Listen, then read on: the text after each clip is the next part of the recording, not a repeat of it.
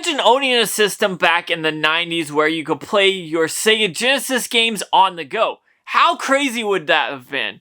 Well, actually it was possible with the Sega Nomad, which was the predecessor to the Sega Game Gear, which was a failure in comparison to the Nintendo Game Boy. Sega Nomad was basically a console that could play your Sega Genesis games on the go.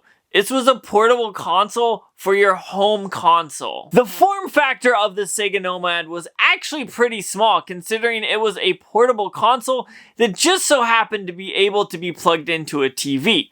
Kinda like a 90s version of the Nintendo Switch. The Sega Nomad has a cartridge slot, power button, AC port for the charger, a battery slot on the back of the system, a brightness slider, a volume slider, and an audio jack port. Now, when comparing the Nomad to the Sega Genesis controller, we're going to be talking about the 6-button controller for obvious reasons. Now, the Nomad has slightly more elongated buttons and bigger buttons, and also the D-pad looks a little different. If you notice, it kind of looks weird, and it feels kind of more like an analog stick than it does a D-pad. Oh, wait, and don't let me forget, there's also a controller port on the system, but we can talk about that later. Moving on to the screen, I will say this definitely shocked me and was one of the more shocking things on the Sega Nomad. The Sega Game Gear screen oftentimes was too dim or hard to see the pixels on screen. However, I don't feel like the Nomad suffered the same fate. I think this thing looks amazing and much better than the Sega Game Gear. And being able to see the vivid colors of some of my favorite awesome Genesis games is just totally amazing. Now we need to talk about the sound from the Nomad. Now this is one of the rough parts of the system, and honestly, I think we need to talk about it because it's not that good. The sound peaks oftentimes, and it's quite awful. If you turn a game on and you have the volume slider all the way up, it peaks and it just sounds terrible. And I really think the system could benefit from having another speaker somewhere else on the system. I'm not sure where, but I think that would definitely help because when it peaks, it just sounds terrible.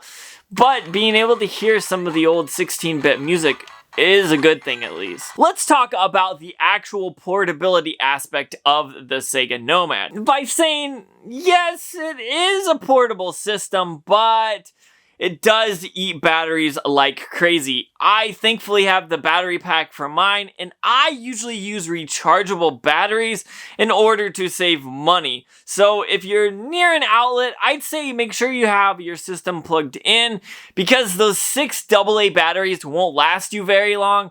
Thankfully, I have the rechargeable ones, which makes it easy to swap them out and recharge them and use them over and over again. But I could see this being a little expensive if you didn't have rechargeable batteries for this thing. Earlier I mentioned that there was only one controller port, which kind of sounds weird, but it's actually true for the Sega Nomad. This is because it has one port because only 2 players can play at a time, which I think is pretty interesting.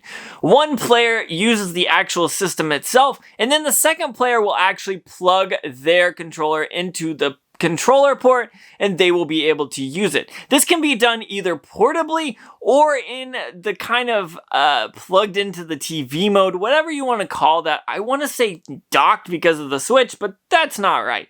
This really kind of shocked me, and I really didn't anticipate you being able to even use the system to play 2-player. So I thought that was pretty cool, actually. When it comes down to it, a console is really based on the games, and the Sega Nomad actually benefits from this because it can play every Sega Genesis game, which pretty much means you have a very big library that's really awesome.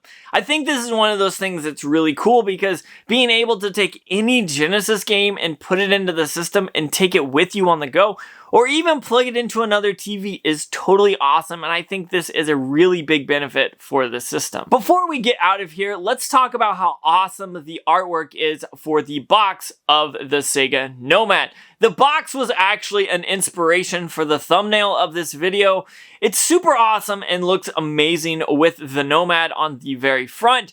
gameplay footage on the back and the top and bottom. You've got logos on both ends. The back has some accessories, some games, and even another shot of the Sega Nomad, which is totally awesome to me. One last thing we need to talk about is the actual price of the Sega Nomad itself. And it's really expensive. When I was working on this video, I decided to go ahead and look it up. And wow, it blew me away. It was way more expensive than I thought it would be, and the price has just gone crazy. So if you have a Genesis already and you want a portable system for it, this is pretty awesome. But if you don't have a Genesis, I say get one of these Sega Nomads. You can use it for a 2-player on your TV, or you can take it portably. I think that kind of manages the money price being so outrageous a little bit, but that's all I've got for you guys. Make sure you check out that video because it would really help me out.